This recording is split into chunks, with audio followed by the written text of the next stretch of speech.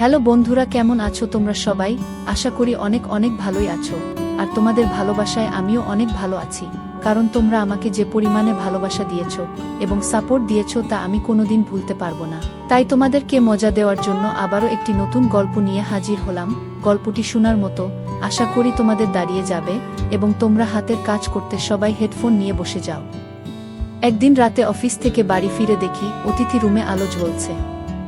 আমি আমার স্ত্রীকে বলি, কে এসেছে? আলো জ্বলছে যে ওই ঘরে। আমার স্ত্রী বলে, তোমার দেশের বাড়ি থেকে দুজন মানুষ এসেছে, সম্ভবত ওনারা স্বামী স্ত্রী। তাই তুমি কি ওনাদের আগে দেখোনি? না। মহিলা আমাকে জিজ্ঞাসা করেছিল, আমি তোমার কি হই? আমি যখন বলি আমি তোমার স্ত্রী হই, তখন সে আমাকে জড়িয়ে ধরে বলে, তুমি আমাদের রঞ্জনের বউ। ও মা, কত সুন্দর তুমি! তারপর আমাকে যত সব আদর করা শুরু করেছিল। আমি আমার স্ত্রীকে নিয়েই অতিথি রুমে যাই। দেখি 50 একজন মহিলা ও একজন পুরুষ বিছানায় জড়স্থ হয়ে বসে আছে। আমি চিনতে পারছিলাম না। আমার মুখ ভ্যাবাচ্চাকা হয়ে ওঠে। ওনারও আমাকে চিনতে পারছিল না। আমার স্ত্রী মহিলাকে বলে, ইনি হচ্ছেন আপনাদের রঞ্জন, আপনাদের ছেলে। মহিলা আমার পরিচয় পেয়ে বিছানা থেকে উঠে এসে আমাকে জড়িয়ে ধরে কাঁদতে থাকে এবং বলে, তুমি এত বড় হয়ে গেছো। মহিলা বলেন, তুমি আমাকে চিনতে পারবে না, সেই ছোটবেলায় আমাকে দেখেছ। আমি তোমার জহুরা বুবু। মনে পড়ছে আমার কথা? মনে পড়ে কি আমাকে?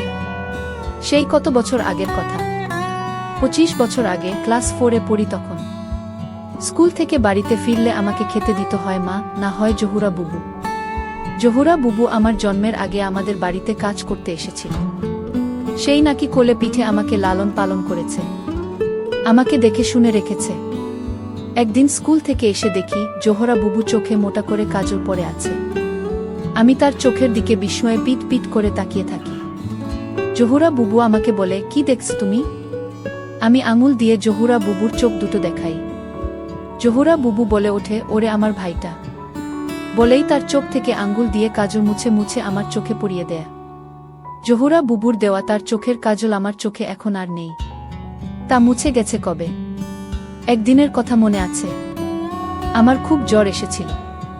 2-3 দিনেও জ্বর নামছিল না। এই জহুরা বুবু মাকে কিছুতেই রাত জাগতে দেয়নি। সেই একটানা 4 রাত আমার সিয়রে বসে জেগে থেকেছে। মাথায় জলপট্টি দিয়েছে, 2 চোখের পাতা একটু সময়ের জন্য সে বন্ধ করেনি। আমার শিশুকালে জহুরা বুবু কত যে সেবা যত্ন করেছে, কত যে বিরক্তি ও যন্ত্রণা সহ্য করেছে, সেসব কথা আমার মনে নেই। আমি শুধু আমার মার কাছে থেকে সেসব কথা পড়ে শুনেছি। আমি যখন ক্লাস 6-এ পড়ি, এক বর্ষার দিনে জহুরা বুবুর বিয়ে হয়ে যায়। মা বাবাই সমস্ত বন্দোবস্ত করে তাকে বিয়ে দিয়ে দেয় দূরের এক গ্রামে। আমার শুধু মনে আছে, শ্বশুর বাড়িতে যাওয়ার সময় জহুরা বুবু আমাকে বুকেন টেনে নিয়ে ফুপিয়ে ফুপিয়ে কাঁদতে থাকে। নৌকায় উঠে সারা পথ নাকি সে কাঁদতে কাঁদতে চলে গিয়েছিল। বিয়ে হয়ে যাবার পর জহুরা বুবু মাঝে মাঝে আমাদের বাড়িতে বেড়াতে আসতো। তারপর তার সংসার ব্যস্ততায় খুব বেশি আসতো না। তারপর একদম না। তারপর চলে গেছে অনেক বছর।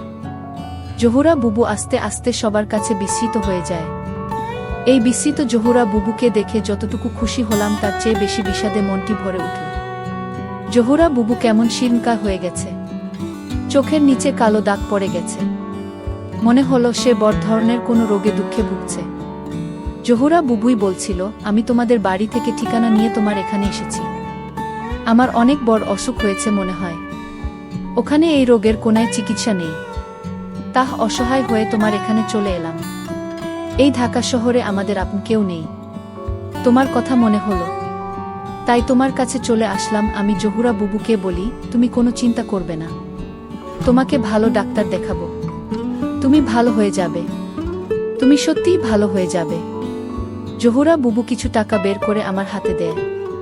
বলে, জানি না কত খরচ হবে, তুমি এখান থেকে খরচ করবে। আমি ওই মুহূর্তে জহুরা বুবুকে কোনো করুণা করতে চাই না। আমি তার হাত থেকে টাকা নিয়ে নেই। রুমে এসে আমি আমার স্ত্রীকে বলি, জানি তোমাকে না বললেও তুমি ওনাদের জন্য অনেক করবে, তবুও বলছি, তুমি বিরক্ত হবে না। তোমাকে একটা কথা বলি, এই জহুরা বুবু আমার বড় বোনের মতন, আমার মায়ের মতন। আমার সর্বশরীরে ওনার মায়া, মমতা, আদর, স্নেহ লেগে আছে। আমার ছোলো ছোলো চোখ দেখে ও শুধু বলল, ওনাদের কোনো অসম্মান ও অবহেলা হবে না। তুমি দেখ, শহরের সবচেয়ে ভালো বিশেষজ্ঞ ডাক্তারকে জহুরা বুবুকে দেখাই।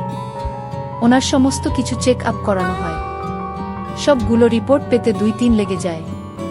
ইতোমধ্যে ঔষধও খেতে থাকে।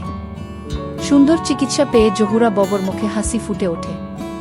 একদিন রাতে টেবিলে বসে খাচ্ছিলাম, আমার খাওয়া দেখে জহুরা বুবু আমার স্ত্রীকে বলছিল, বুমা, তুমি রঞ্জনকে এত ঝাল ভাত খাওয়াও কেন? ও তো ছোটবেলায় ঝাল ভাত খেত না, দুধ আর সরবিকলা দিয়ে ভাত খেত।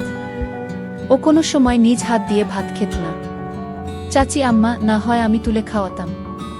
আর একদিন আমার মাথার চুলে তেল নাই দেখে আমার স্ত্রীকে বলছিল, বুমা, তুমি ওর মাথায় তেল দিয়ে দাও না কেন? সরিষার তেল নিয়ে আসো। আমি ওর মাথায় তেল দিয়ে দেই। এরকম আরও অনেক কিছু ওই অল্প কয়দিনে আমাকে পেতে হয়েছে।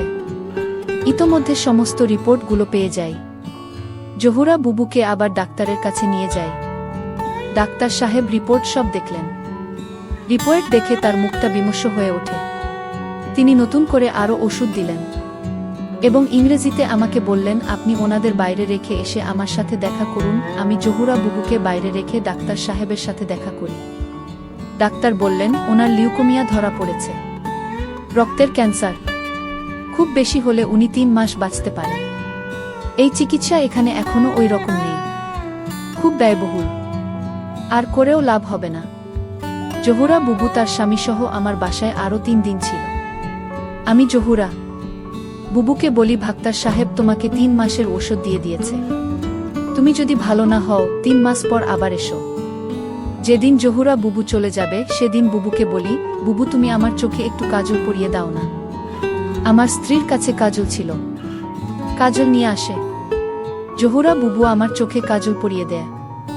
আমি তার চোখের দিকে তাকাই, দেখি জহুরা বুবু অঝরে কাঁদছে। তারপর আরও কত বছর চলে গেছে। শুনেছি অনেক আগেই জহুরা বুবু চলে গেছেন জীবন নদীর ওপারে। তার দেওয়া সেই কাজল এখন আর আমার চোখে নেই। তা কবে মুছে গিয়েছে। প্রিয় দর্শক, এই গল্পটা আপনাদের কেমন লাগলো তা অবশ্যই একটি কমেন্ট করবেন। আর যদি গল্পটা আপনাদের ভালো লেগে থাকে তাহলে ভিডিওটিতে একটি লাইক করে দেবেন। এই ধরনের ভিন্ন স্বাদের গল্প শোনার জন্য চ্যানেলটিকে অবশ্যই সাবস্ক্রাইব করে আমাদের সঙ্গে যুক্ত থাকুন।